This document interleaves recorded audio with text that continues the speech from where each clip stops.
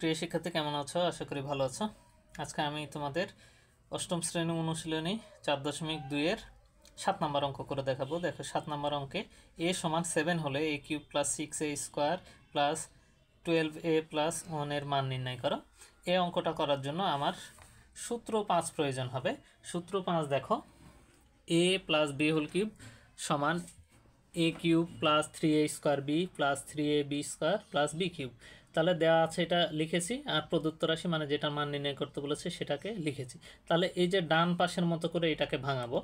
তাহলে দেখো, এটাকে a কিউব বানাইলাম প্লাস 3a স্কোয়ার মানে, আর b আমি জানি না, এটাকে যদি আমি এখানে এখন দেখো তো এমন কি নিলে 6 মিলবে, তাহলে এখানে কি নিয়ে নেব, 2 নিব। তাহলে 3 দুগুণে 6 আর a স্কোয়ার। তাহলে b দেখো 6 2 ধরলাম, কিন্তু এখানে কিন্তু 1 ছিল, তাহলে এখানে 2 ধরলাম আগে। এন্ড দেখো 12, তাহলে আবার 3ab স্কোয়ার, তাহলে 3a মানে a আর b মানে 2 ধরেছিলাম তার স্কোয়ার। দেখো 2 এর স্কোয়ার করলে 4, 3 4 12 মিলেছে। তাহলে প্লাস b কিউব মানে 2 ধরেছিলাম, তাহলে 2 এর কিউব। এখন দেখো 2 এর কিউব ধরলে 8 হয়ে যায়, কিন্তু এখানে ছিল কত, 1।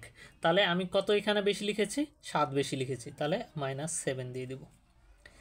এখন দেখো a cube plus 3a square b plus 3ab square plus b cube, এটার বাম পক্ষ কী ছিল, এটার বাম পক্ষ a plus b whole cube. তাহলে a মানে a আর b মানে প্লাস 2 হোল কিউব দিয়ে দিলাম। এখন দেখো এইটুকের জন্য করলাম আর -7টা রেখে দিলাম।